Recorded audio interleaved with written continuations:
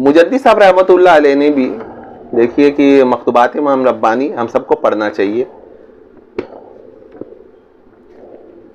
کئی پہلو سے جو ہے اس کا مطالعہ اہم ہے, کئی پہلو سے آپ پڑھیں تو آپ کو معلوم ہو. دیکھیے دنیا کے تعلق سے مجدی صاحب رحمۃ اللہ علیہ کیا فرما رہے ہیں. اے فرزند, دنیا آزمائش اور ابتلا کا مقام ہے. اس کے ظاہر کو مختلف تماشازیوں اور زینتوں سے آراستہ اور مزین کیا گیا ہے. اس کی صورت کو مہم خال و خط اور زلف و رخسار سے خوبصورت کیا گیا ہے.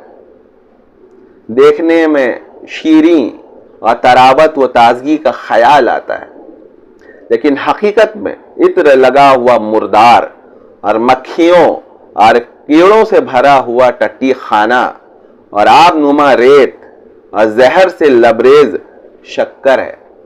اس کا باطن سراسر خراب اور ابتر ہے.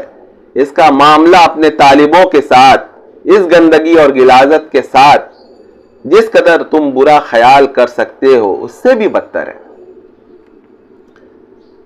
کیا یوں ہی یہ بات کہہ دی گئی ہے؟ مجدی صاحب رحمۃ اللہ علیہ کیا معمولی شخصیت ہیں؟ اور جتنے اولیاء کرام گزرے ہیں نا, ان سب کی تحریروں میں آپ دیکھیے کہ اسی طرح کے جو ہے مضامین آپ کو ملیں گے. تو ان لوگوں نے کیا پھر یوں ہی بکواس کر دیا ہے؟ یہ بے عقلی کی بات کہہ گئے, اور ہم عقل مند ہیں جو ہم دنیا پہ جو فریفتہ ہیں, دنیا میں کی ترقی کو جو ہے سب کچھ سمجھ بیٹھے ہیں. اصل میں بیوقوف ہم خود ہیں, لیکن ہم کو جو اس کا ادراک نہیں, ہم کو اس کا استحضار نہیں.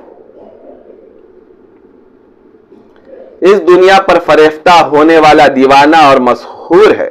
مطلب جو ہے اس کے بعد سحر کیا ہوا ہے کہ اس کو کچھ پتہ ہی نہیں چل رہا ہے کہ بھئی ہم جو ہے وہ ایک غلط راستے پہ جا رہے ہیں, لیکن جیسے سحر زیادہ آدمی ہوتا ہے کہ اس کو کچھ خبر ہی نہیں ہوتی ہے. جب اس کا سحر ختم ہوتا ہے تب پتہ چلتا ہے کہ بھئی ہم تو جو یہ سب کام کر رہے تھے. تو یہی دنیا حضرت علی کا وہ ہے کہ لوگ سو رہے ہیں, جب مریں گے تو جو ہے وہ جاگیں گے. مرنے کے بعد ہم جاگیں گے کہ بھئی ہم تو مطلب ایک خواب دیکھ رہے تھے, جیسے خواب میں کوئی بادشاہ بن جائے سلطنت, اور وہ تو یہ دنیا کی زندگی بس ایسے ہی خواب کی طرح ہے. یہاں کا پانا پانا نہیں ہے, یہاں کا کھونا کھونا نہیں ہے. سب جو ہے ایک جھوٹ اور ایک فریب ہے. مرنے کے بعد آپ کو اس کا اندازہ ہوگا. اس کا گرفتار مجنون اور فریب خوردہ ہے جو اس کے ظاہر پر فریفتہ ہو گیا اور نقصان ابدی کے ساتھ داغدار ہو گیا.